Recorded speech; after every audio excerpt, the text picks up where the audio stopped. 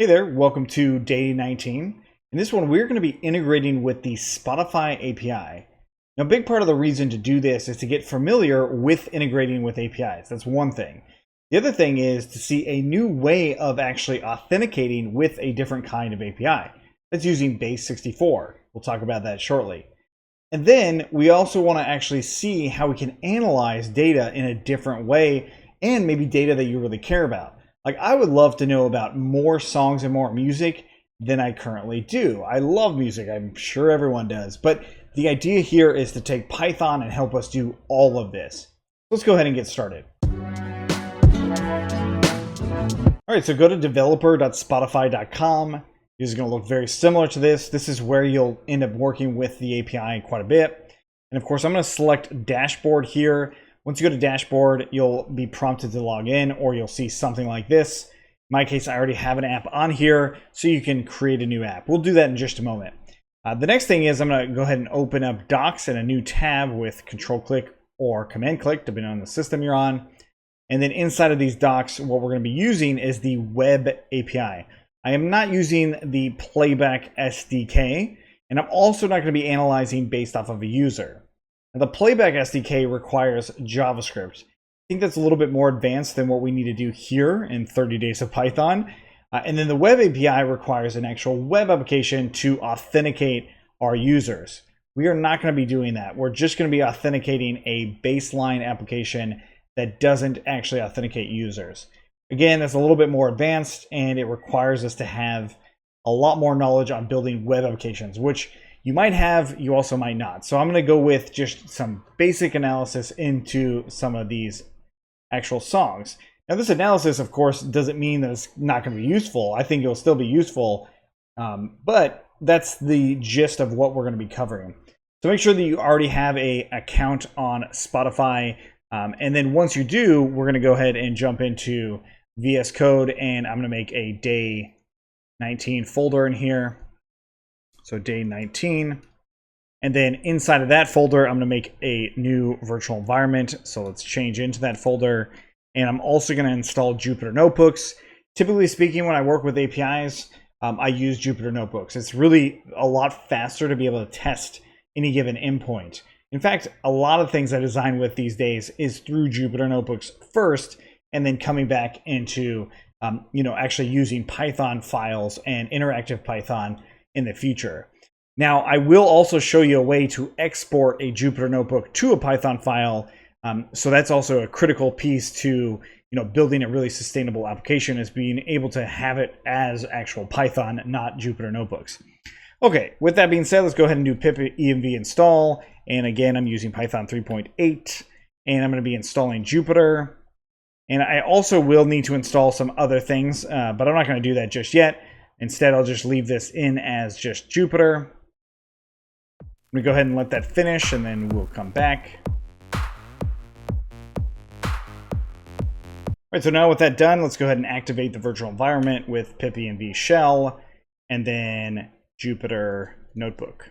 Before I hit enter, I'm going to just tell you that you can do that exact same thing in one line with pip env run Jupyter Notebook. Both of those commands work, and you don't actually need to activate the shell to use pip env run. Okay, so with this, I'm going to go ahead and make a new folder like I always do, and we'll rename this into Notebooks. And let's rename it correctly. Notebook, not Notebookies. Notebooks. Okay, so the very first one, we're going to just call this auth. So this is a baseline authentication. Now, what we need to do is go into our dashboard and create a new app.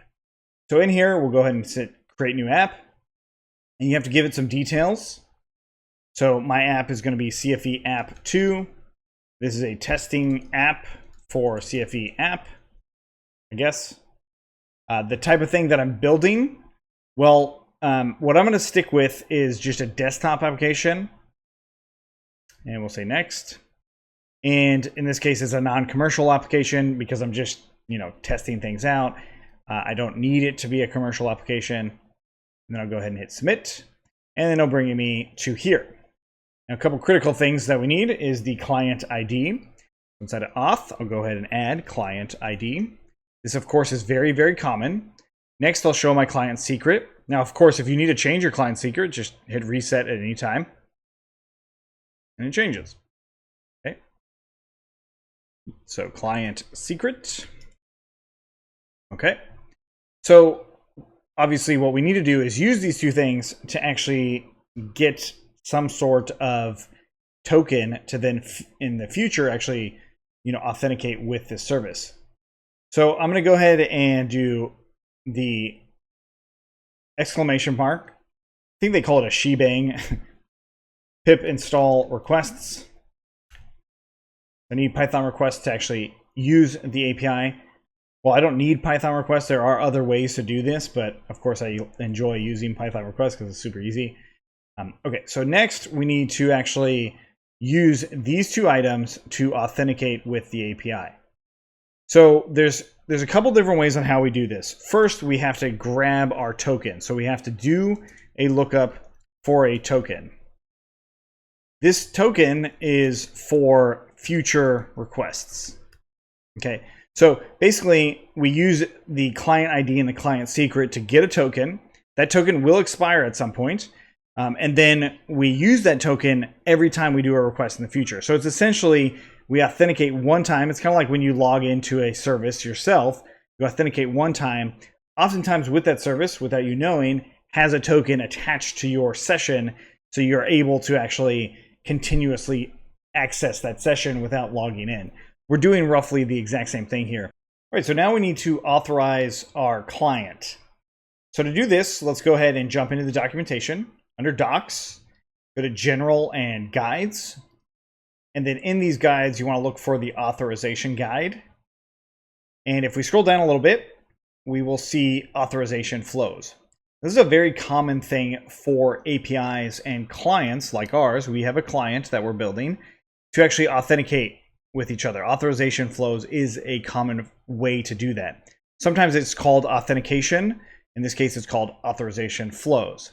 The reason for that has to do with how a user authenticates with your client and Spotify at the same time. There's a way to do that. It's a little bit outside the scope of what we're doing here. What we're doing here is the client credentials.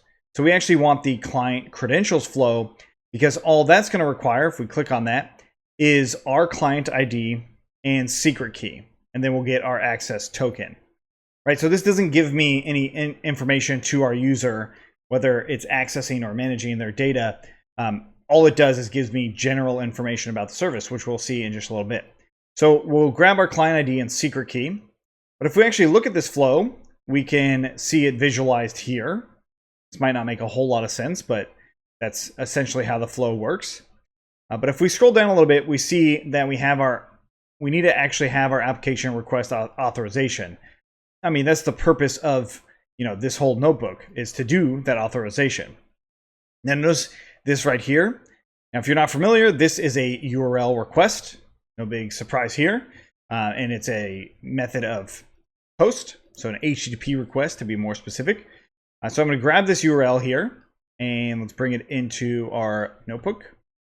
So I'll go ahead and call this the token URL. And then the method, I already noticed the method was post.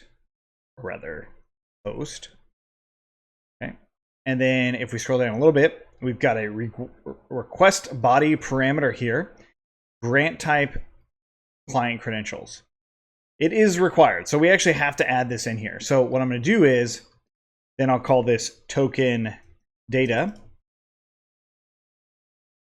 And we want to use what it set forth, which was grant type as the parameter or the key.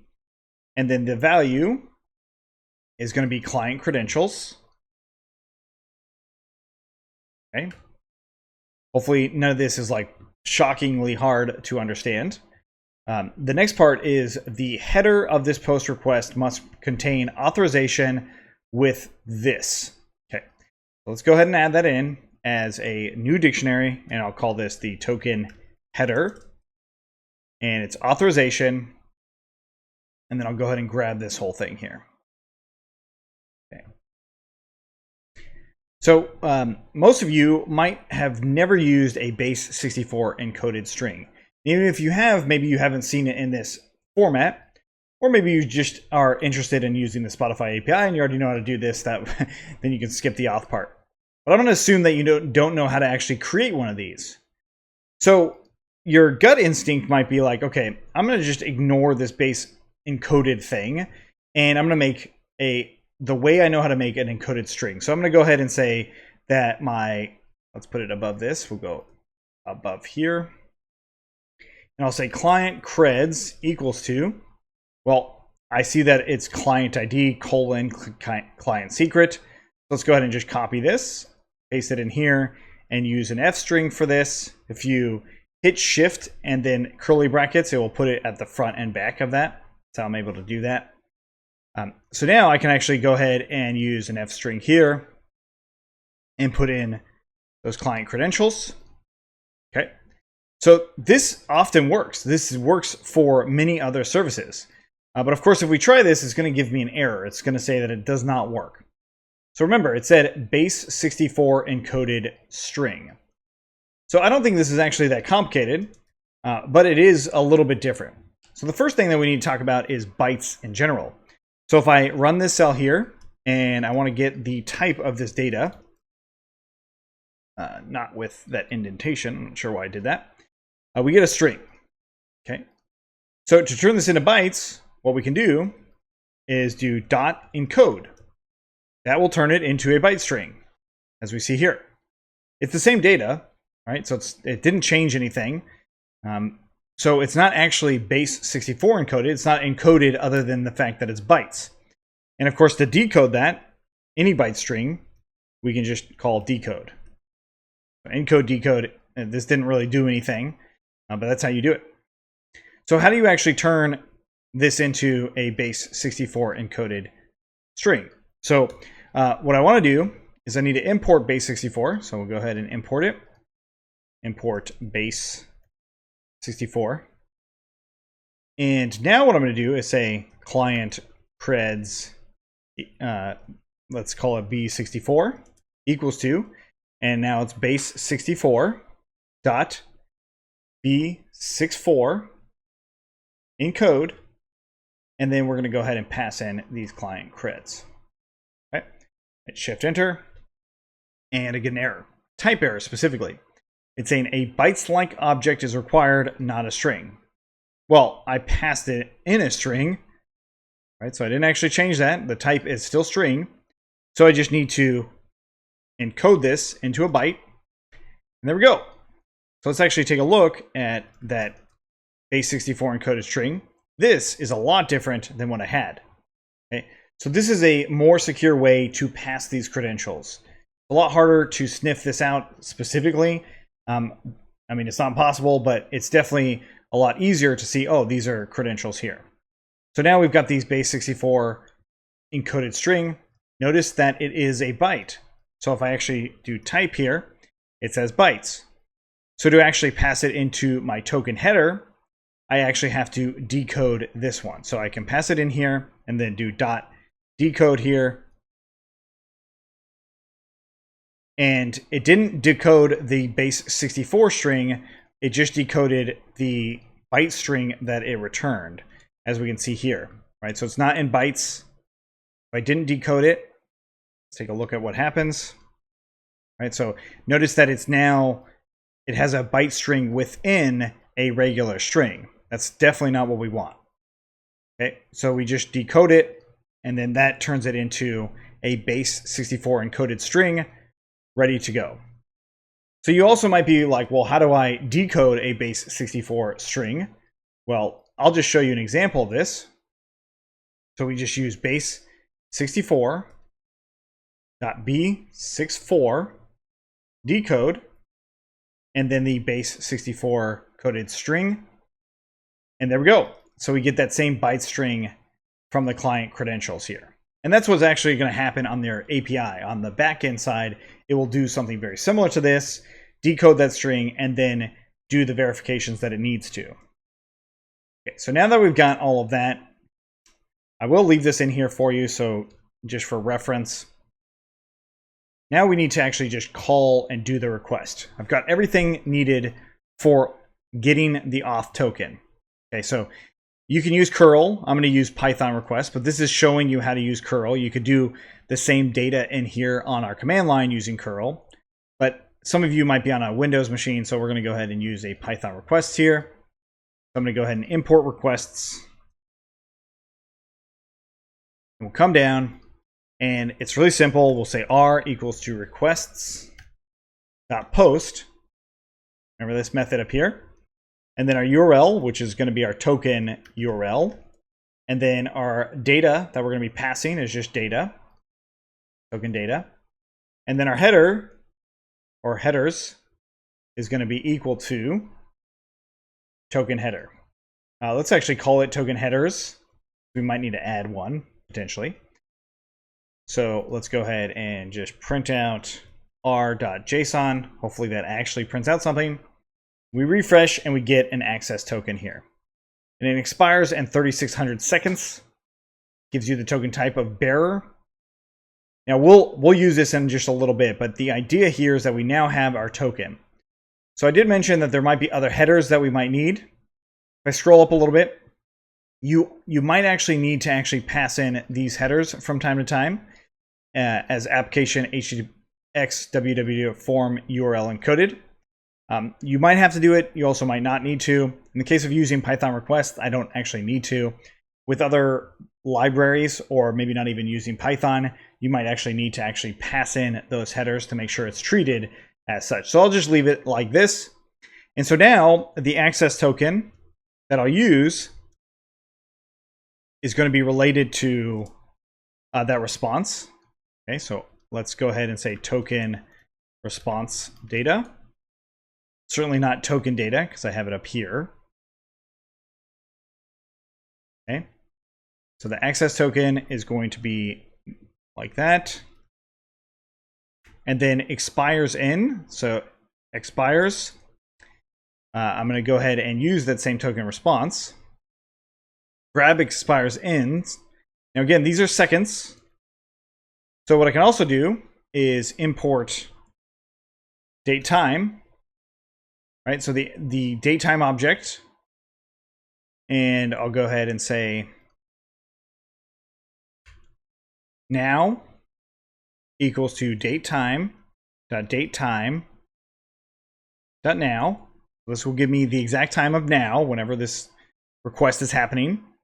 And then all I'm going to do is the expire is going to be, instead of leaving it like that, we'll say expire in, or rather expires in. And then expires equals to now plus date time dot time delta seconds equals to expires in. So this will give me a date time object that is relative to now based off of these expiration. So if I need to refresh that token, I can just check expires based off of this, right? So like did expire.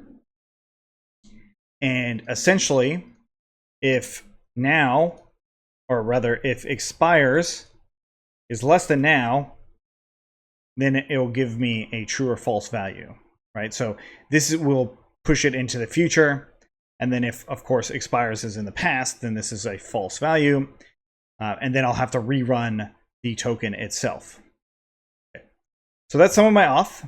I'm going to go ahead and restart and clear output. And I'll just run it all just to make sure it's working.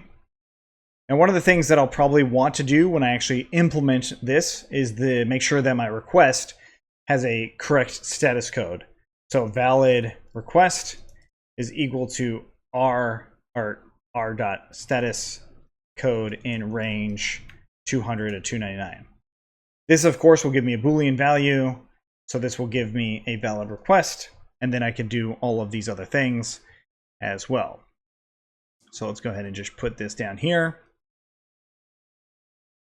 And valid request. So if valid request, then we get all that stuff. Great. So that's authentication. Now we actually need to use that access token for something. But I'm going to go ahead and first wrap this up into its own function. In that last part, we extracted an access token as well as an expiration. So these items are state items or state-like items, as in they'll change over time. So what we want to do is create a class that can respond to those changes so we can make our API calls through that class instead of doing them through functions like we've seen. So I'm going to go ahead and duplicate this last notebook, and we're going to go ahead and rename it to 2, and I'll say this base API client class.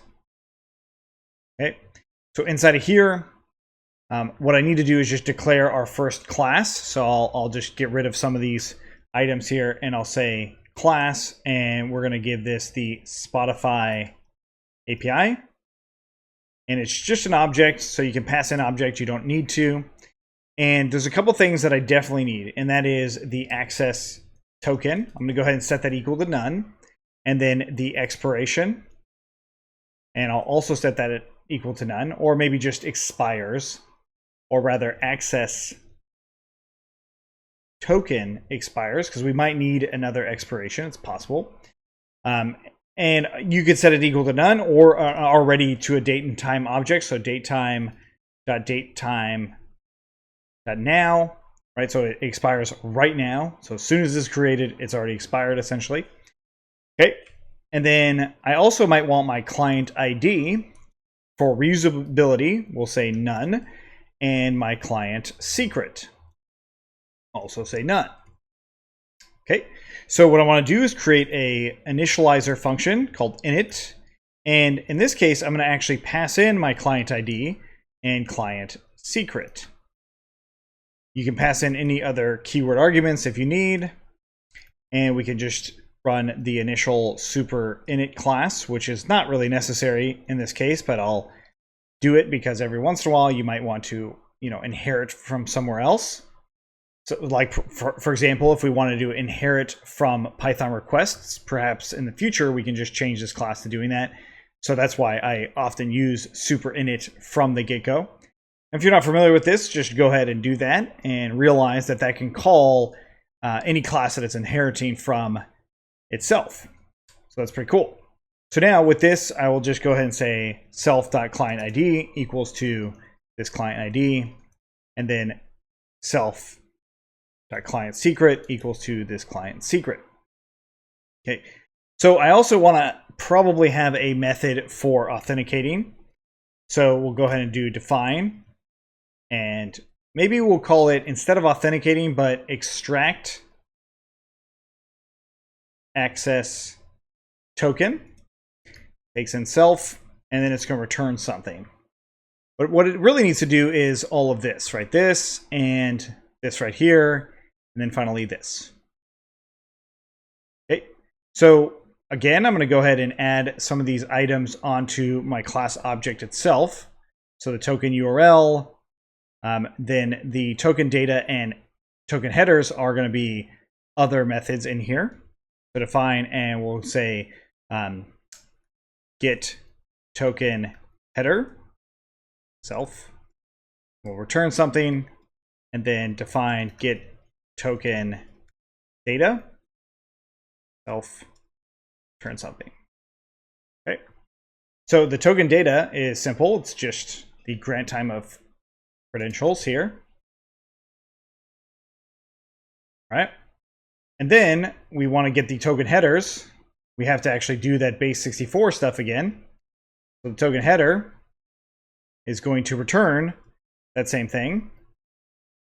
But we actually need to create those credentials.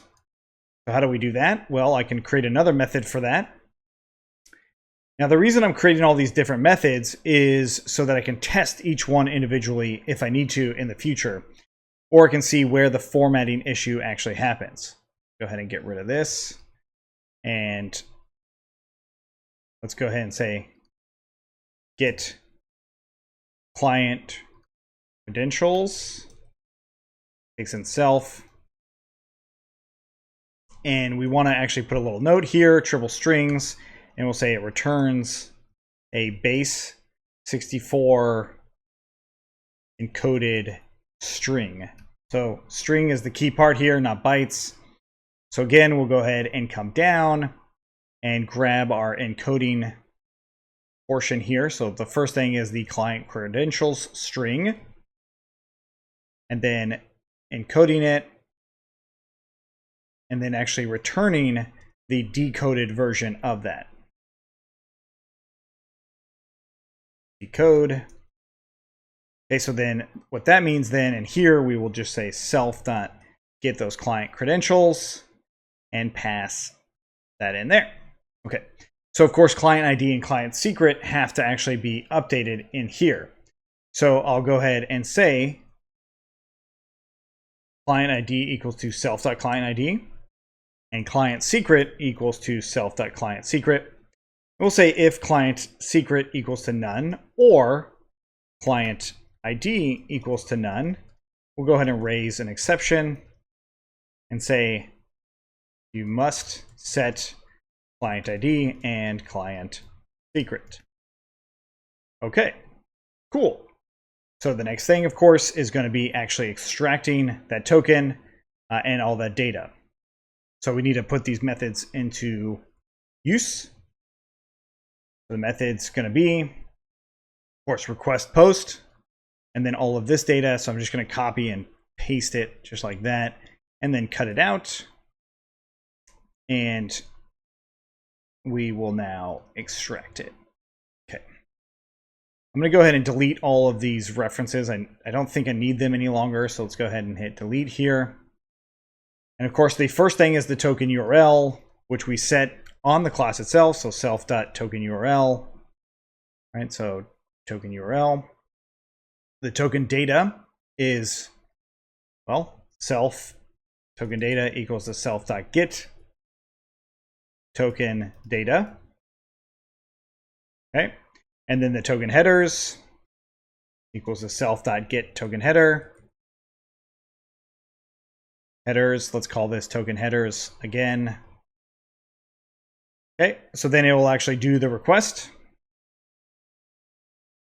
And then this valid request line, I actually don't need both of those things in there. I can just have one. And response data, now I can just call this data. It doesn't need to say response data because I have it unique to this actual method itself. Let's come in here and just narrow things down a bit. So expires, well, now I'm going to go ahead and set self.expires equals to expires. Let's just double check that that's what we called it. I have it in as AccessToken expires. So self.AccessToken expires here. And then one other thing I did not add was AccessToken did expire. I'll go ahead and say true as a default. So then down here, I can say self.AccessToken did expire being equal to, that. And expiration should be greater than that, so it will definitely be false. Okay. So perhaps instead of calling this extract access token, it should probably call like perform auth, authorization or authentication. And then in here, I can return back false, like if it's not in that. And here I can return back true, as in it did authenticate and it did authenticate fine. So I'm actually going to reverse that order and tab this back with Shift Tab. And now what I'll say, if r.statuscode is not in that range, then I'll return false. Otherwise, I'll go ahead and run through here. Okay. So this is now a reusable Spotify API object. So let's go ahead and give it a shot. So I'm going to run it. Notice that it says date and time is not defined. Let's go ahead and make sure I did all those imports. So now I'll go ahead and grab that class and say client equals to our Spotify API. Remember, we need to pass in our client ID and our client secret. Okay, so now we've got our client in there, and then we do client.perform auth. Hit enter, comes back and it's true. So now I can do client.access token and I should see an access token, but I don't. And that's because I actually didn't set it here. So we need to set it as self.accessToken equals to that access token. So let's run all that again. And now I actually have an access token. Okay, so this is the base API client class. The reason I'm calling it base is because I intend to add to this. Like I intend to add something like what we'll only really be doing is client.search, right? So you could call client as Spotify instead. And of course, that will be a little bit more explicit as to how you want this to work. But the goal here is to make a reusable client ID. And I don't think what we did here is too far of a stretch on creating your own API client. Now, why Spotify doesn't have one of these themselves, like why don't they create one? I'm not actually sure. There's a number of APIs that do, but it does give us a really nice opportunity to learn how to do it ourselves and realize, hey, it's not really all that hard. Now, another thing is like, well, why did I decide on these methods? Well, I wanted something as straightforward as possible, right? So each one of these functions does one thing and one thing really well. The one thing that I probably could still improve on is how I do this perform auth. In other words, maybe this portion right here is like handling successful authentication. And there's like a handler specifically for that, like a function that handles the response data specifically that is called right here instead of what I just did. I'm not going to do that. I think this is fine as is, but it is something that you could do to improve this, just this baseline API client class that we have. But now that we've got this, let's go ahead and actually use this access token. I will say that there is another glaring problem that I have with this perform auth here, and that is actually getting the access token itself. Because if it does expire, we want to automatically perform this authentication. So I will have to revisit how we access or grab that access token as well.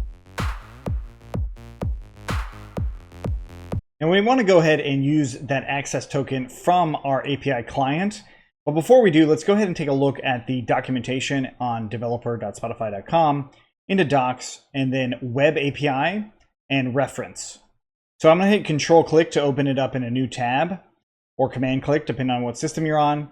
Now this is definitely different than the reference for the web playback SDK. So the web playback SDK has a bunch of hashtags in front of it, and it's definitely driven through JavaScript. So definitely do not grab the web playback SDK.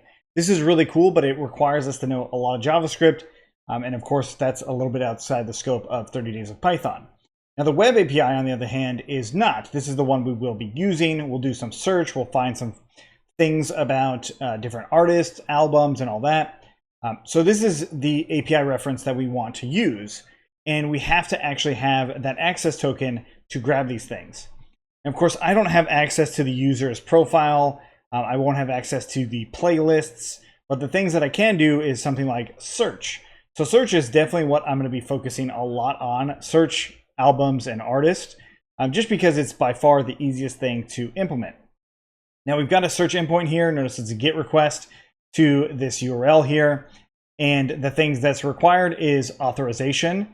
And this is the token that comes back from that original client authorization, which of course we'll talk about in just a moment.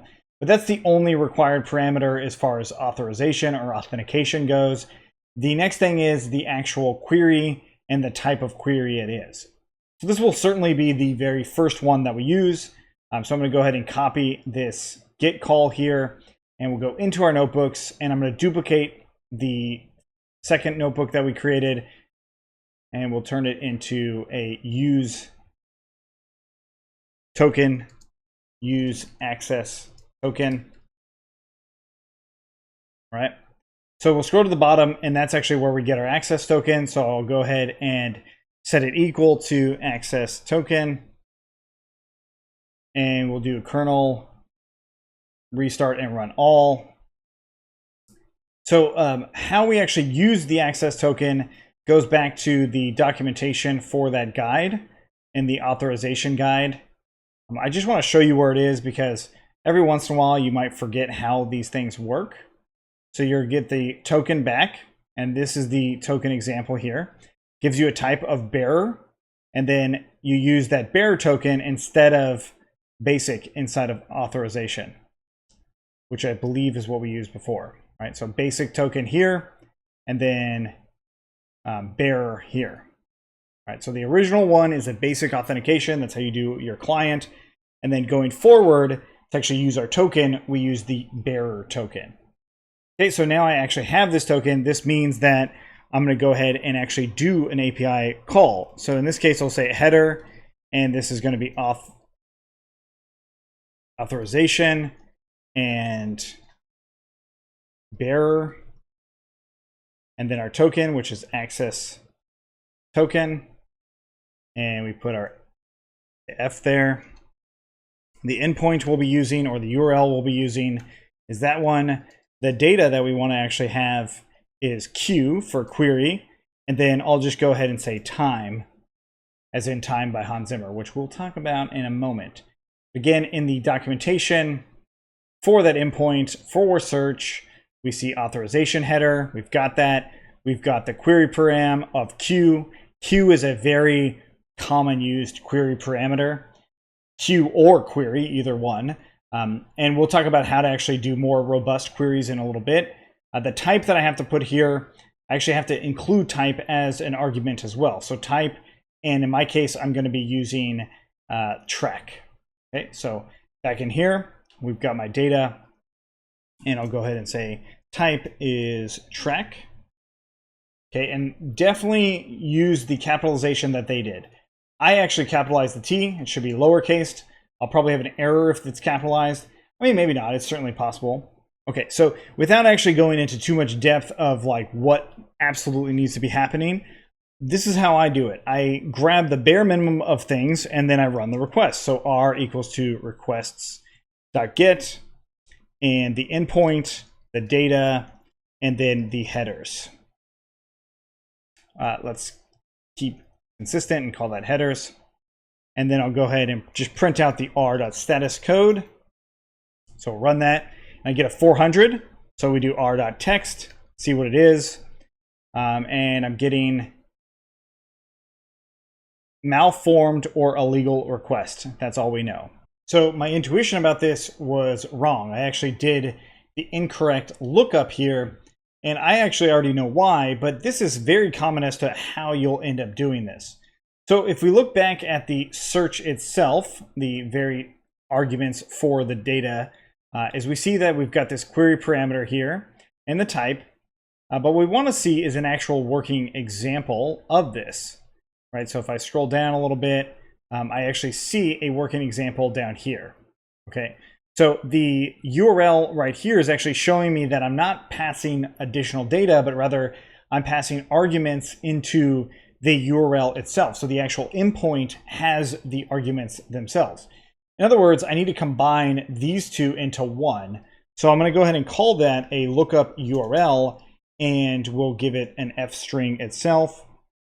Now, again, your intuition might be, oh, well, let's just combine these two and pass it in. So endpoint and then data.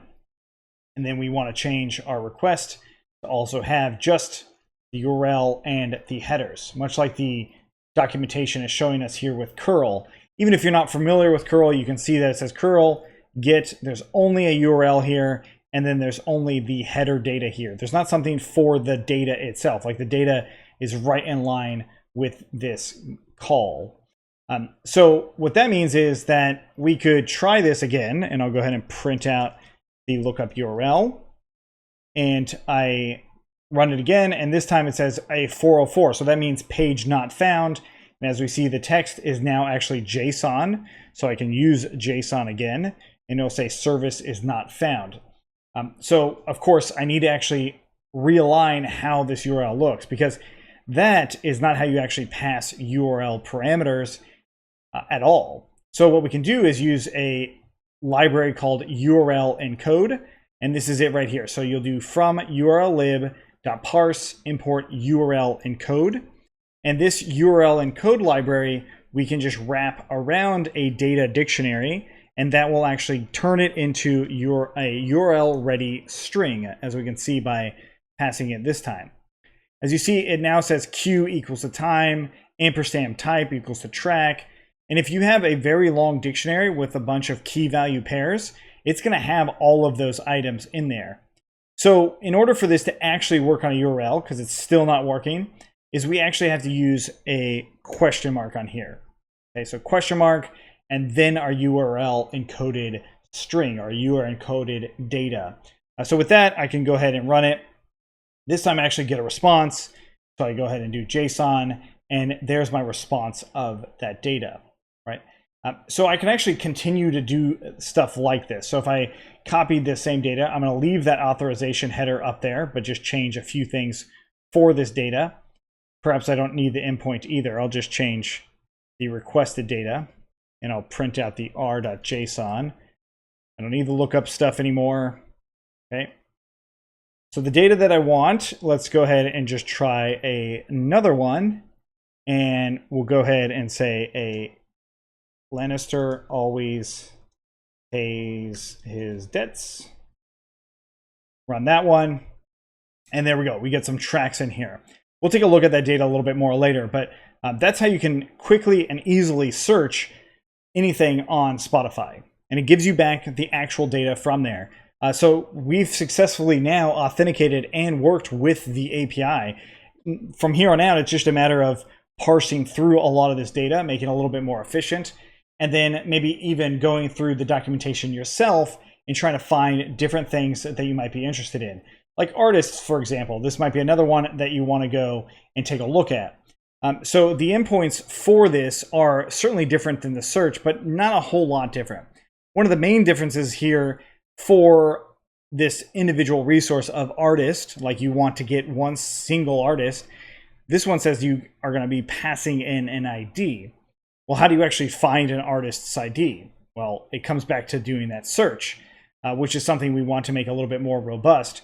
And that's why I started with search in the first place and using this access token.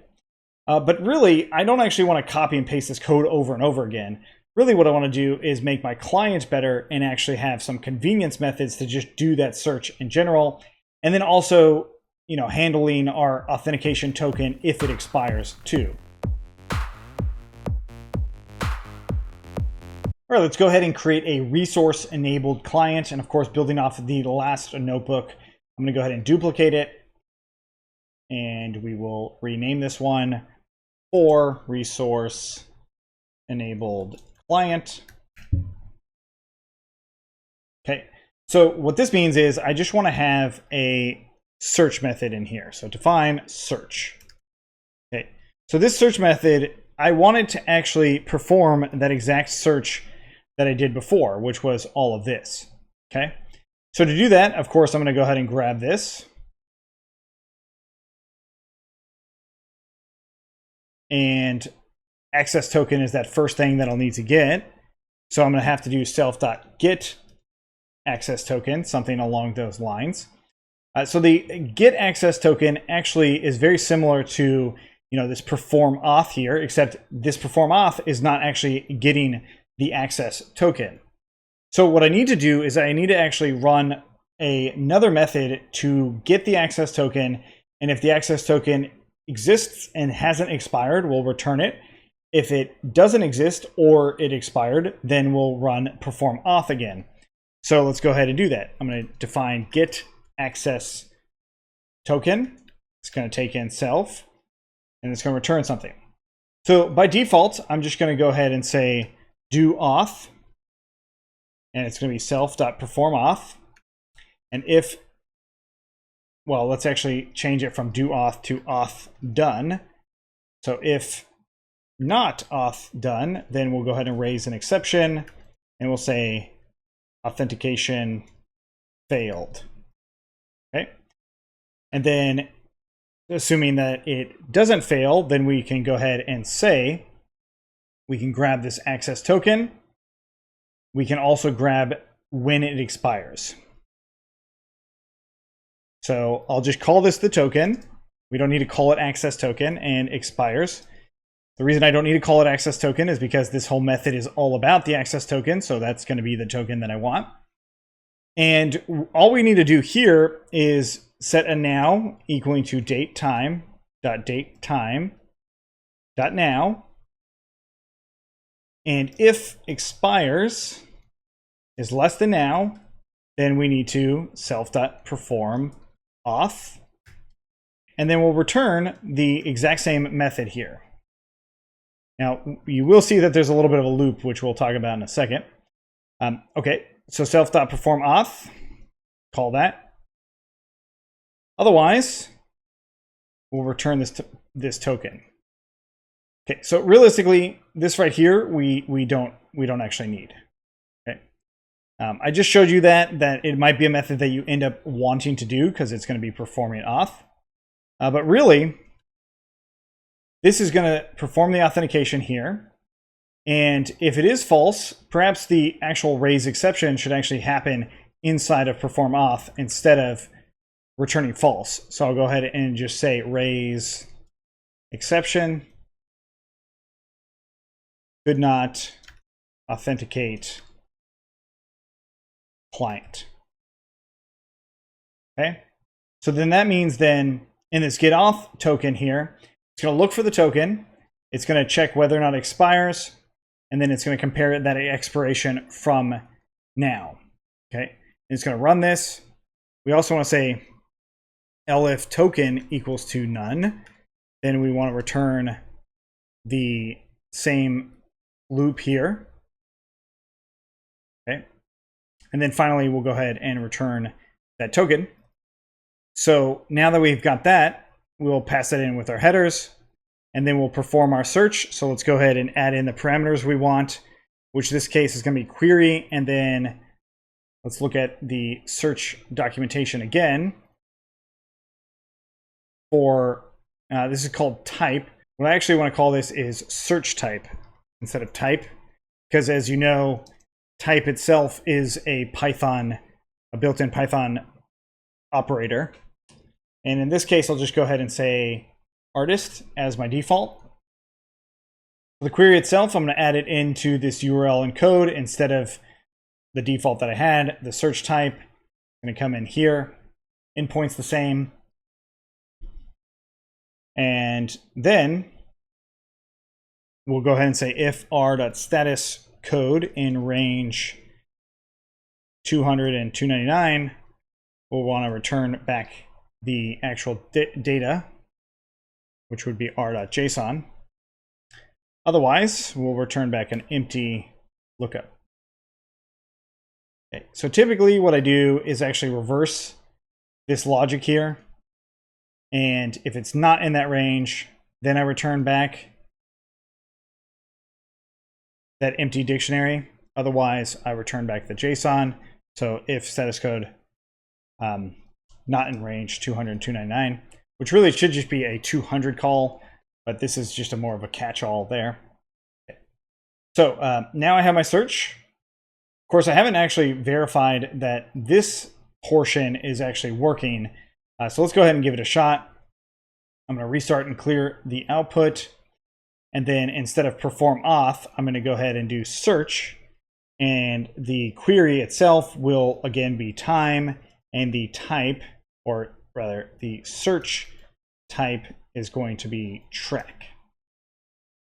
Okay, so I'll get rid of all of these other ones. Go edit, delete cells. And let's run all of the imports that we need. And I'm getting a search type with time coming back as this empty dictionary here. Okay, so let's go ahead and see why. First off, I'm going to go ahead and print out this lookup URL. Okay, so we've got a capital T track. So just to be safe, I'm just going to always say .lower on that search type. And there you go. All right, so again, making sure that the actual type that we're doing is lowered. The query I don't think has to be lowered. It can be uppercase or lowered, but the actual type, the search type itself, needs to be lowered. That's just something I found through my research. So we just explicitly do that.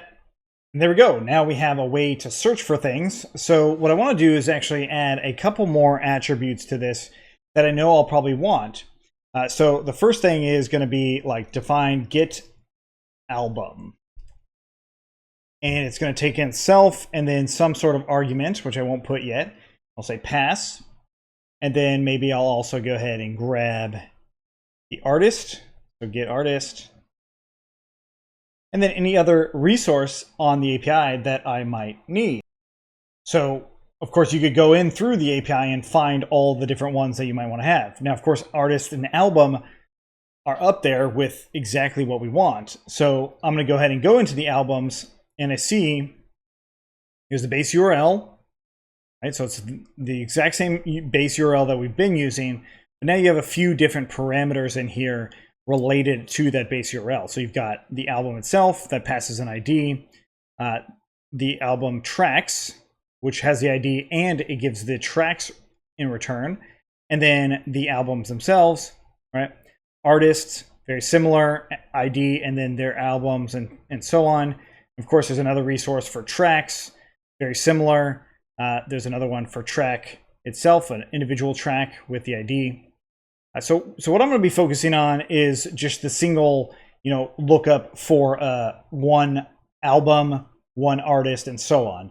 But the methodology that we're using can be applied across all of these other things. So going back in here, for the artist and album, the individual item, we're going to get the actual ID for this resource. So I'm going to use _ID and _ID. Okay. And then what I want to see in the documentation is exactly how it's done. So first we've got the base URL here that appears to be the same for both album and artist. So I'll go ahead and just say base URL. And we paste this in both places. Make sure I got that correct. And then the next thing is the artist/ID, so I can actually copy all of this.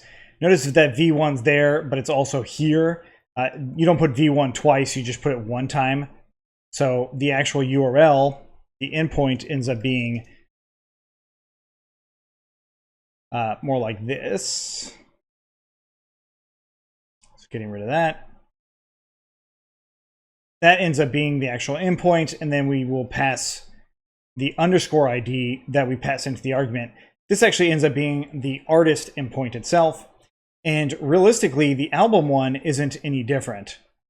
So as you already see, possibly, is a pattern of how these lookups work for artist and album.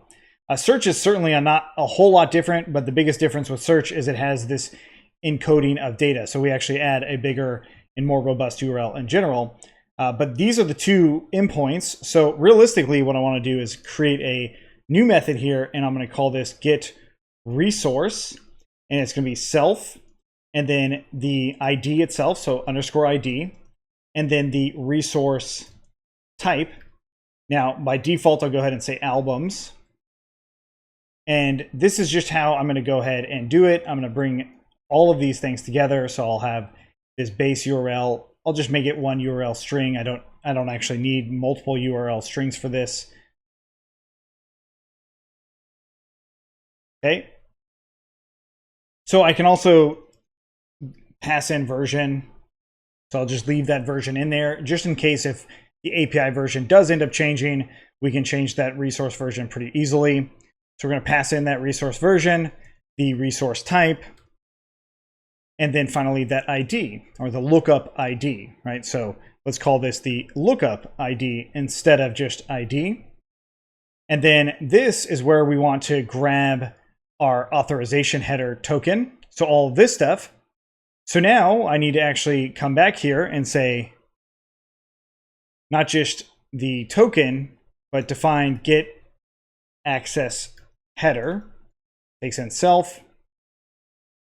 We could also say get resource header. So these are the headers that we actually want for all of our resources. So the get resource call and the search call.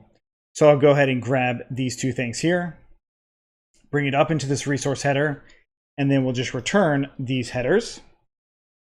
Okay, so now down in here, I'll go ahead and say headers equals to get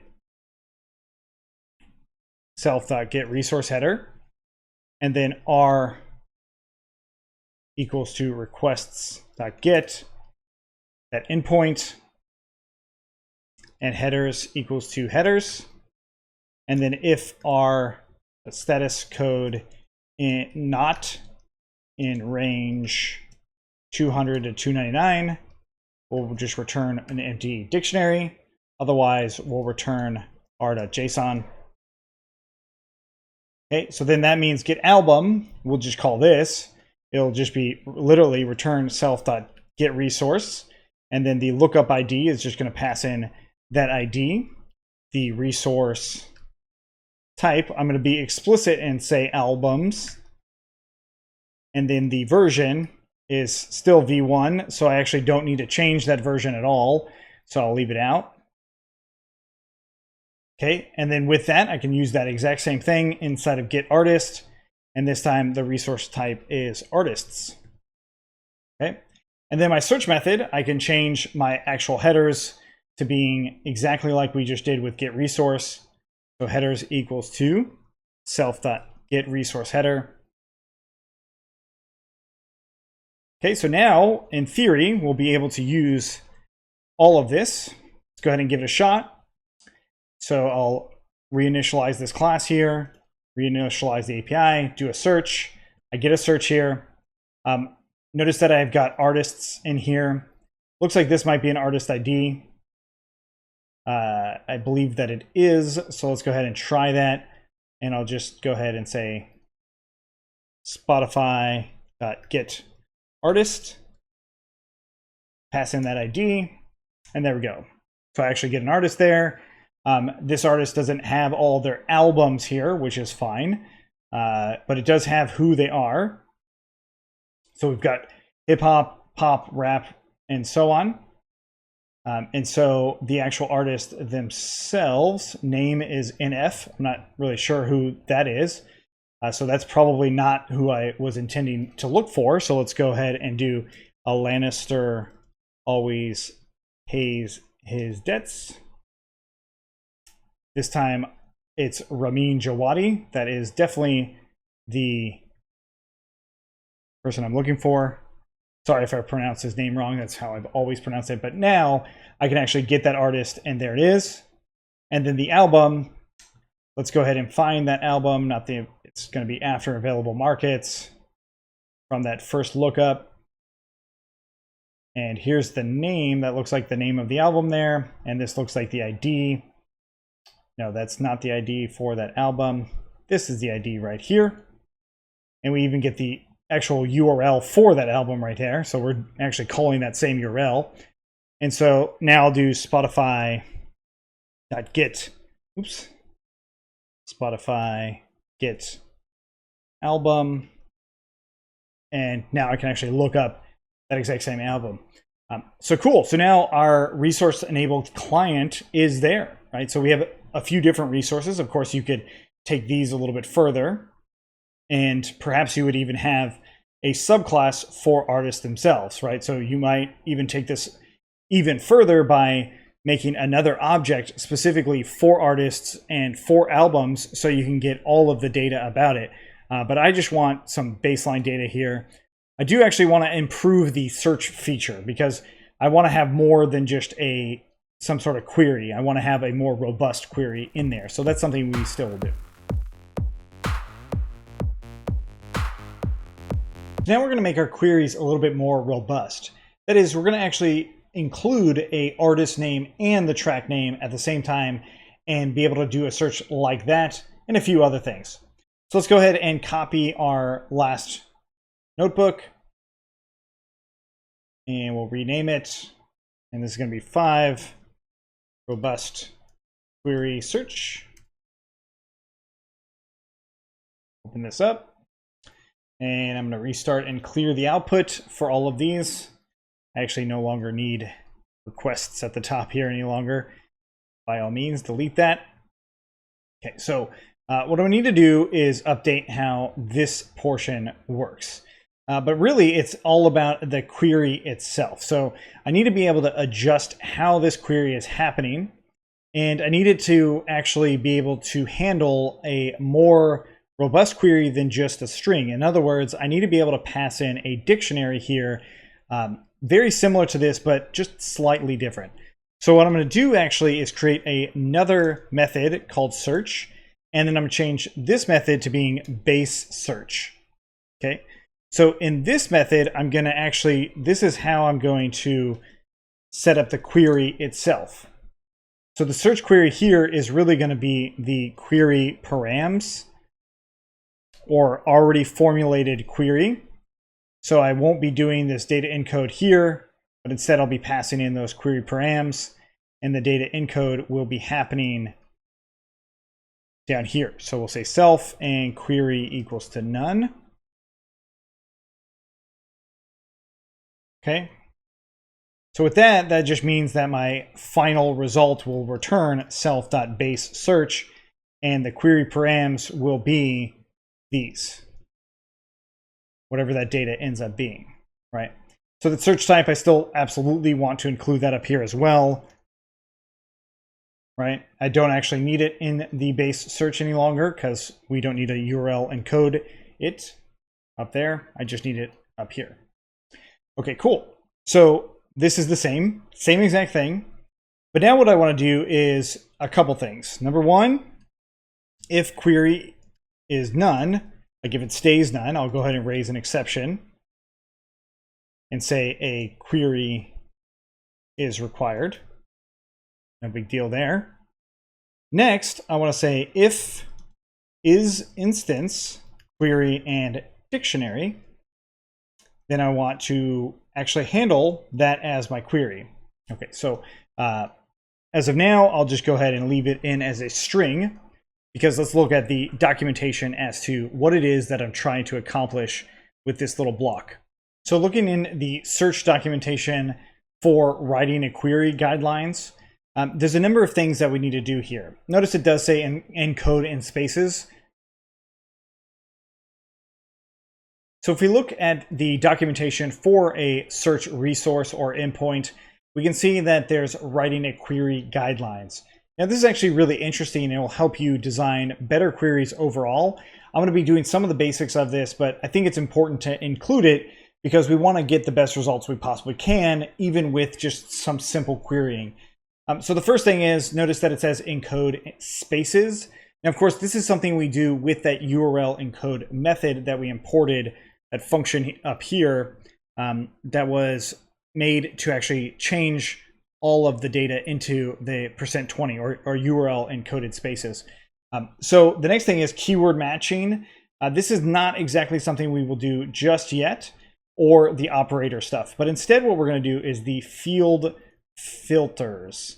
And what this will allow me to do is pass in key value pairs that I'm looking for specifically, right? So like I want a specific album, the album name, and then a specific artist and the artist name, and I want that return in an album, or the same thing's true with a track. So I actually want it with, I'm going to do an example of it with using a track, but the idea is that I'm now going to pass the query a actual dictionary or a string. So either one, right? So I'll go ahead and comment out the artist related stuff. So in here, the track, I'm going to go ahead and say is A. Lannister always pays his debts. And then the artist is, I'll just go ahead and say Ramin. And the search type I'll give, or the response that I want, is not a track, but rather an artist this time. Okay, so I want to know who the entire artist is. Now, this is a pretty specific song, so it probably will get the search really accurate, but that's not really the point. The point is, how do we convert this into a query parameter that it actually asks for? So what it asks for is to separate the key value pairs by a colon. So here's the key, here's the value. %20 is space, as it mentions up here, but that's how URLs, like the web browsers, actually do spaces. So if I go to any given page at the end of it and do a space and hit enter, notice that it does %20 there. But let's go back. Okay, so we've got our key value pairs as key value, colon, and so on. And we already know that URL encode will do those %signs for me. And it also does the ampersand for me as well. Or does it do the %20? I don't know. That's a good question. But let's go ahead and actually go into back into our notebook here.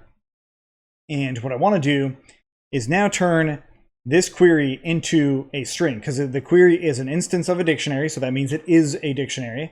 So I need to update that query, so the final result of that query, to being a string itself. So what I'm going to do is a space bar here, so empty space, dot join, and I want to join what will end up being a list. So to turn a dictionary into a list, if you're not already familiar, it goes like this. So key, you can do key or KV. So this is going to be a string substituted item here. And then it's for K, comma V in a dictionary. So in this case, query.items. And what that will do is loop through all of the key value pairs and then set the item or each iteration a new item in the list itself. So that will give me that list in line. Now, of course, you could break this out so you don't have to do it in one line, but that's essentially how it works if you're not already familiar with that. Hopefully you are. Okay, so why did I add this space in here? Well, I already know that URL encode will encode that space as it needs to. Or at least I'm pretty sure it will. So I'll go ahead and print that out. So now that I've got that, let's go ahead and try this search here. Let's go ahead and make sure that I've got everything imported and ran, every cell ran. We run Spotify and we do a quick search here. And the URL encode didn't do %20, it just did a plus instead, which is fine. That's the same kind of URL encoding that you can use. If you wanted %20, you could just put %20 here. And what that join will do is take either side of the list or every single item in the list and join it like that. But I like using the space because then instead of relying on what I remember about how to do this encoding, I just use a package that does the remembering for me. So URL encode is one of those packages. Of course, this is not actually a very good search anyway. Like, you're likely not going to be searching an artist by a track name. I mean, you might, but realistically what you would end up doing is actually searching that track, maybe with the artist in there, and then saying search type is track, and then that would give you the artist that you're looking for, as in at least it's inside of one of those track results. And of course, earlier I also was looking for a track called time, and I didn't have an artist in there just yet. And I did a search, and Billie Eilish was one of the first ones that came up. Now, you might be looking for Billie Eilish. In my case, I was looking for a different artist, and perhaps you forgot the artist name, so you could also try and actually guess what the artist name is. And I'll just say Hans. That question mark was an accident. Did Hans, and it actually gives me back Hans Zimmer. That's the artist that I was actually looking for. Well, let's say, for instance, I forgot that, and I wanted to search time, but I did not want to search Billie Eilish. Like, I want to remove that from a result. This is where operators come in. So you can actually pass in a operator, and by default, I'll say none. And then I'll also add in a operator query and also say none. So right below this is instance, I'll go ahead and write out if operator is not equal to none and operator query is not equal to none. Then I'll go ahead and do this. Now, first and foremost, I'm going to just assume that operator is a string. So we'll go ahead and do operator equals to operator dot upper. This will make it a capitalized string. This is actually very apparent in their documentation. It says operators must be specified in uppercase. And really, it can only be or not. I believe those are the only two operators that they have at this point. Maybe and is one of them, but it's probably just or not. So then I'll go ahead and say if operator equals to or operator equals to not. So I want to actually do operator.lower just to verify this. Call. So we wanted one of those two things.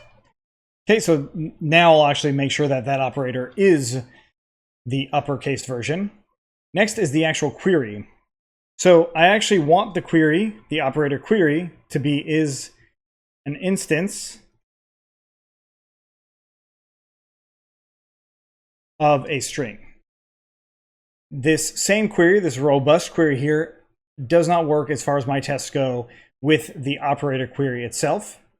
So then I just update my final query to being query, the string of query, and then the operator. So I'll just go ahead and use that space there. So the operator here, and then finally the operator query. Okay, there we go. So now I'll go ahead and run this. That search still works. Let's go ahead and copy that. I'll put another one down here. This time I'll go ahead and say the query equals to time, operator equals to not, and then the operator query equals to Billy Ellish. I do a search and I'm getting nothing back. Okay, so it's still looking for that search type. So in this case, it's not actually coming back because it's looking for a track that has a name of time and not Billy Ellish. And so perhaps the actual encoding for this operator was done incorrectly, which is something we could try out. Or what I could do instead is use specific songs. So song names or song titles. And in this case, let's say danger, not zone. And take a look at the response for that. We get Juice WRLD, a different song here. Because really, if we search for the query without an operator of danger zone, Kenny Loggins comes up first. Right?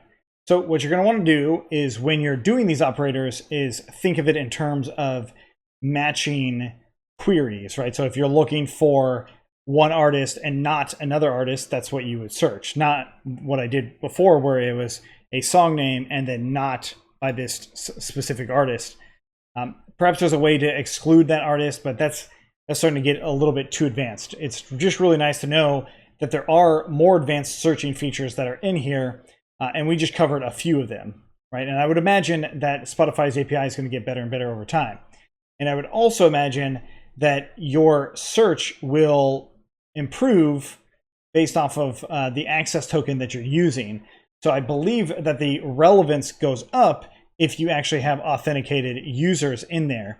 I didn't find documentation on that itself, but it would stand to reason that if you're using an access token from an authenticated user, that it would actually give better search results for what that user would be more likely to be searching versus just general search results. That might not be true. I might be assuming a lot here, but Spotify itself works that way. Like what I search for on my Spotify versus yours is going to be drastically different results based on our own preferences and all that.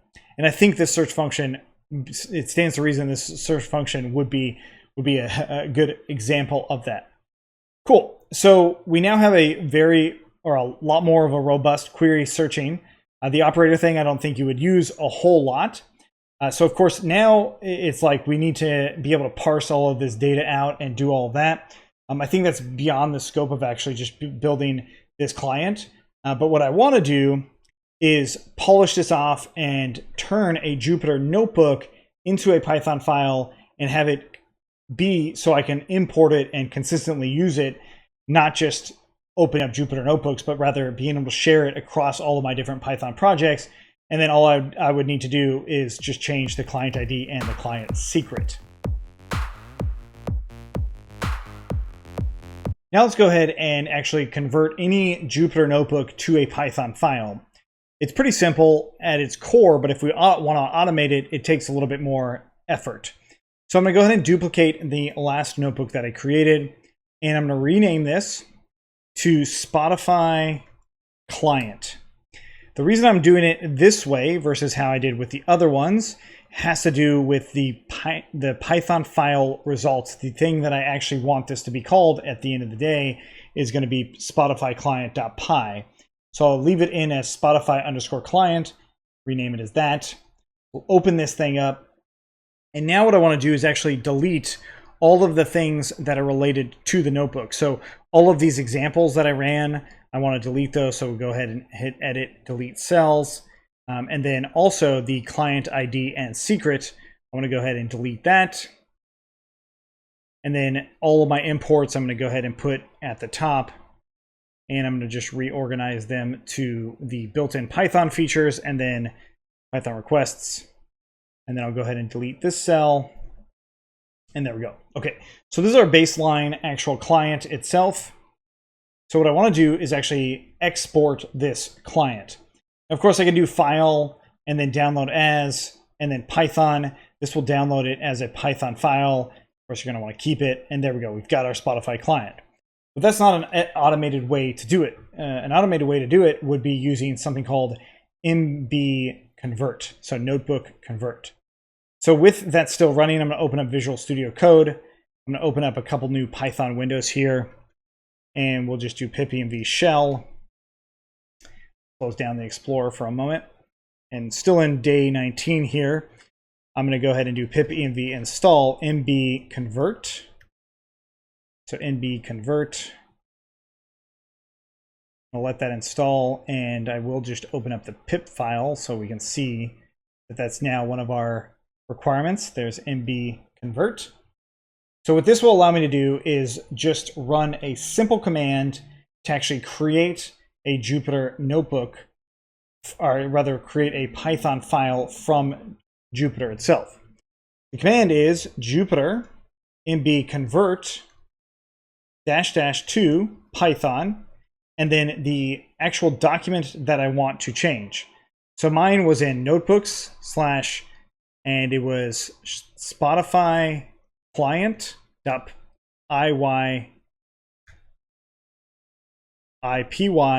mb. Hit enter, and that should actually create the client for me. Create it inside of notebooks. So if I cd into notebooks, I see that I have that Spotify client in there. Again, I can remove that and run that again. So again, the command, let's go ahead and break these down a little bit. The command again is Jupyter mb convert --to Python, and then the client that I want to use. Now I'm in the same client, same location as this one, so I can just copy and paste it. And there it converted it. So there it is. I can also use this command to just do all of my Python notebooks by using a star here. Oops, we want to make sure there's a space in between that. And that literally converts all of them. Of course, I don't actually want all of them, but that is a way to do it. So with that in mind, let's go into day 19. And I'm going to go ahead and delete all of those recently created Python files. So let's go ahead and go reveal this in Finder or the File Explorer, depending on what you are on. And then we'll organize it by kind. And then we'll throw those all away. Okay, cool. And going back into our Python shell here. So in our project, what I want to do is I want to make a new script file here, and I'll just call this convert.sh. If you're on Windows, you're going to be doing convert.ps1. The command is just here for reference, and it's Jupyter mb convert to Python. And then in this case, I have it, remember it's in the root of day 19. So it's going to be notebooks / and this is the Spotify client.py. Okay, so mb convert Spotify client. Put that in both of these files here, and I'll do cd into it, pwd show mod +x. This is for Windows and Mac users, or rather Mac and Linux users, not Windows users. Do the sh, and then convert.sh, and it's giving me it's not actually finding this call here. So let's try that again by running it there. It's actually not allowing me to run this. Oh, yes, because I put this in as .py. Okay. Perhaps you caught that, but it's, we got to convert the actual notebook file, not a Python file. So let's go ahead and try that again. And we run that. And there's our converted client. Pretty cool.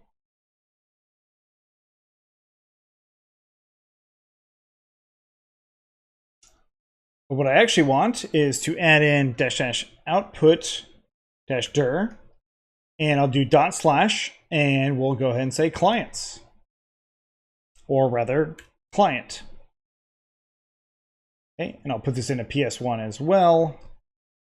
Wait, we actually might want this flag up front just to make sure that all the flags are up front and then the final notebook source is at the end. Let's go ahead and run that again. And that time it actually did it. Okay. So if you were to call this somewhere else, like say in a notebook, oh, well, you totally could. So let's go back into the Jupyter Notebooks. And of course, in the Spotify client, if you call it in here, that will also be exported. The actual call will be exported as well. We don't want to do that. So instead, I'll just go ahead and make another notebook. And I'll just call this 6 export client. And it's going to be calling the exact same thing. And this time the output dir is .. right? So one directory behind, and then to that output. Windows, you might actually have to use that /. I don't think so, but you might. So let's go ahead and try that. Again, with the shebang or the exclamation mark first. Actually, maybe that's not called shebang. I don't remember. Anyway, so we do this. Of course, it's not in notebooks anymore. It's now local. So here we go. And now it's exporting. Looks like it's done. So we can come into whether it's in Jupyter and looking in the client, or it's in VS Code. So again, if I delete this directory here and come back into export client, the actual doc or the notebook itself, there's another way to do it. Okay. So yeah, and you can also run Jupyter notebooks themselves. So you could automatically run this notebook where it converts it as well. But again, I showed you a few different ways on how you can convert it to a Python file automatically. I think that's important when it comes to building clients. You test it out in a Jupyter notebook. You do that over and over again. You don't have to. I mean, at this point, we definitely don't have to test it out in a Jupyter notebook.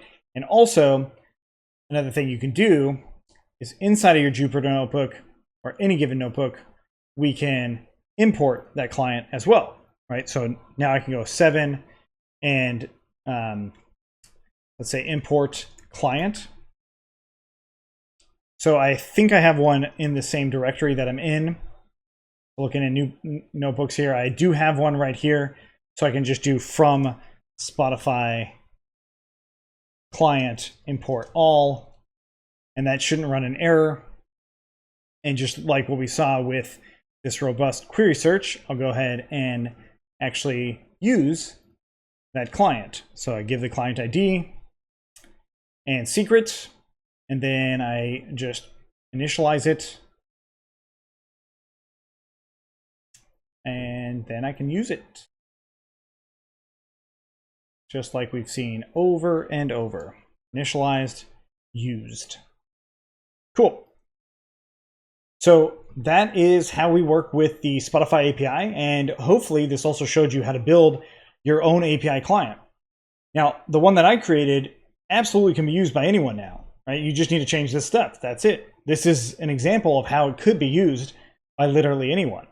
And when it comes to working with APIs, this is a method that I would recommend you do, is try to make it as usable by anyone, because then you, in a year from now, if you need to reuse this, you can look at all your API clients and be like, oh yeah, that one's really easy to use. I just pass in the client ID and secret and boom, it's ready to go, right? That is definitely something that you are going to want to do as you're designing more and more of your APIs. And now Spotify doesn't have one, or at least not that I know of. I'm sure there is a Python client library for Spotify that's really good, that's not necessarily Spotify made, but somebody else made it, that might be the one you actually end up using instead of what we did here. But the idea of this is to actually get deeper and deeper into actually building your own API clients, so you know exactly what's going on. The other thing about this is if you rely on somebody else's API client and they stop supporting it, as in they don't improve it, you might be a little bit lost, or your application might be at risk potentially. I mean, that's also likely not going to happen because somebody else might pick up the slack, and then you can also copy a lot of these open source clients anyway. But I also like to have a really fundamental understanding of how to build my own API clients if for some reason the other ones go down. It's not always the case, but it is sometimes is. So thanks so much for watching day 19. Hopefully you got a lot out of this. Please let me know if you have any questions or you'd like to see more with the Spotify API.